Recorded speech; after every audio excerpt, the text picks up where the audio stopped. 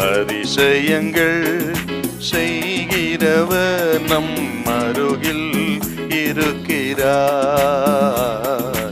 அற்புதங்கள் செய்கிறவர் என்றும் நமக்குள் வசிக்கிறார். ரோமர் 7:18. அது எப்படி எனில் என்னிடத்தில், அதாவது என் மாம்சத்தில் நன்மை வாசமாய் இருக்கிறதில்லை என்று நான் அறிந்திருக்கிறேன். நன்மை செய்ய வேண்டும் என்கிற விருப்பம் என்னிடத்தில் இருக்கிறது, நன்மை செய்வதோ என்னிடத்தில் இல்லை. இந்த 7ஆம் அதிகாரம் என்ன சொல்லுதுன்னா, ஒரு மனிதன் அல்லது ஒரு தேவ பிள்ளை பாவத்தின் மீது வெற்றி பெற விரும்புவதையும் பரிசுத்தமாய் கர்த்தருக்காக வாழ வேண்டும் என்ற விருப்பத்தையும் இந்த 7ஆம் அதிகாரம் தெரிவிக்கிறது. ஆனால் இந்த விருப்பத்தை நிறைவேற்றுவதற்கு சொந்த பலத்தை முயற்சி செய்து அடிக்கடி தோற்று போவதையும் இந்த 7ஆம் அதிகாரம் சொல்லுகிறது. அதாவது புதிய மனுஷன் பலகீனமாக இருப்பதை குறிக்கிறது. அப்படி பலகீனமாக இருக்கிறதுனால தான் ரட்சிக்கப்பட்ட தேவ பிள்ளைகளும் வாழ நினைக்கிறோம், விரும்புகிறோம், ஆனால் வாழ முடியலை. சில நேரங்களில் வாழ்கிறோம், பல நேரங்களிலே தோல்வி அடைகிறோம். சில குறிப்பிட்ட காரியங்களிலே பல வருஷமாக நமக்கு இன்னும் வெற்றி கிடைக்கவே இல்லை. பல குறிப்பிட்ட காரியங்களிலே வெற்றி பெறுகிறோம், ஆனால் முழுமையான வெற்றி நாம் பெறுகிறதில்லை.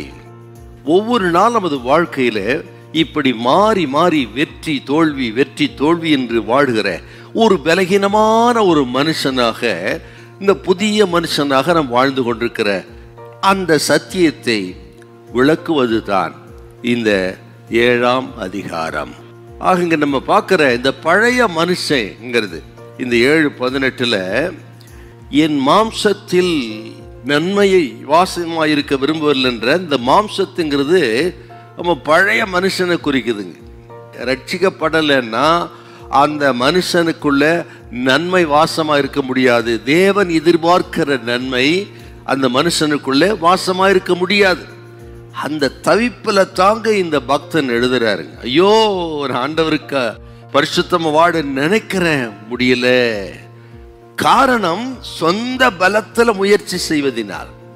இப்போ இந்த நேரத்துல கர்த்தருடைய பிள்ளைகளே, நிச்சயமா நம்ம அத்தனை பேருக்கும், இயேசு ரத்தத்தால் கழுவப்பட்ட அத்தனை பேருக்கும் பாவத்தின் மீது வெற்றி பெறணும்னு ஆசை வாஞ்ச இலக்கு இருக்கத்தான் செய்யும், இல்லாம இருக்காது. எல்லா ரட்சிக்கப்பட்ட பிள்ளைகளுக்கும் இந்த விஷயத்துல வெற்றி பெறணும். திரும்ப திரும்ப தோல்வி அடைகிறோம்.